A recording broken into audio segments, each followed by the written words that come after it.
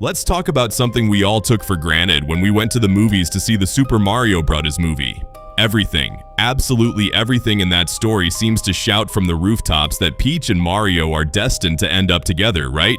I mean, it's the classic story of the hero who comes out of nowhere, saves the day, and gets the girl. It's almost a given that in the upcoming movies we're going to see them dating, becoming the official couple of the franchise, and everyone is going to clap and celebrate.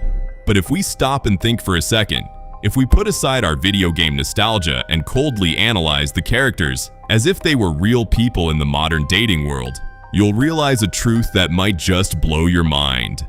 The reality, and forgive me if I break your Mario fan heart today, is that Bowser was a much better candidate to be Peach's boyfriend.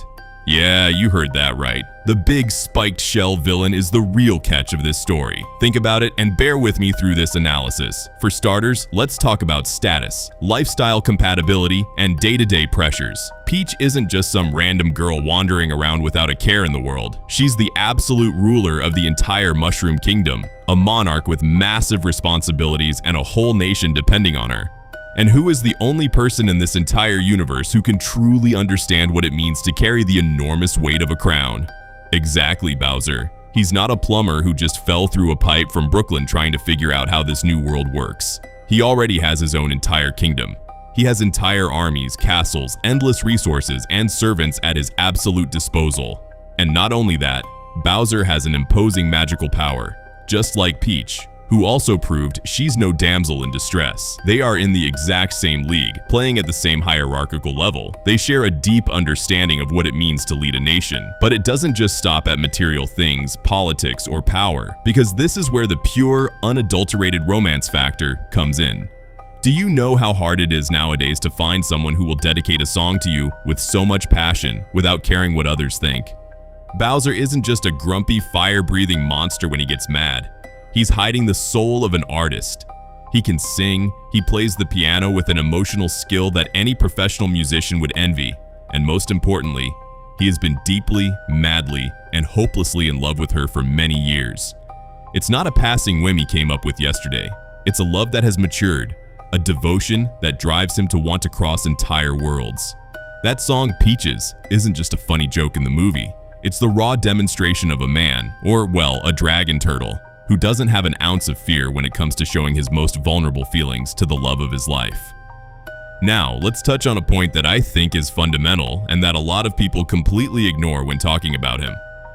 If you're looking for a long-term partner, you want someone who is responsible, mature, and capable of caring for others, right? And Bowser showed us that he has an incredible paternal instinct. Think for a moment about that wonderful scene where we see flashbacks of when Bowser Jr. was little. We don't see the great world-conquering tyrant there. We see an extremely loving, attentive, and responsible father who genuinely cares about raising his son and his well-being. Being a good single dad, and on top of that, having the time and energy to rule an empire, requires being an incredibly hardworking and committed person. That speaks volumes about his true character. It tells us that behind that spiky shell, there's someone who knows how to take care of his own, who knows how to protect his family above all else. And I know exactly what you're going to tell me right now. But come on, he's the villain, he has a horrible temper, he's aggressive, impulsive, and he kidnaps people. Yes, it's true, he has severe anger management issues. We're not going to justify or deny that. But what if I told you he has a heart noble enough to realize his mistakes? Unlike many who would never in their lives admit they have an emotional problem, Bowser is the kind of guy who, with the right motivation and the right partner, would go to therapy and work tirelessly to change his temper. His love for Peach is so big and so genuine that he would be totally capable of deconstructing all his toxicity just to become the man she deserves. He has the intelligence, the ability, and the emotional willingness to improve. On the other hand, if we weigh things up, what does Mario have to offer in the long run? Yes, he's very brave, he's extremely loyal, he has a good heart, and he jumped real high to help when things got ugly.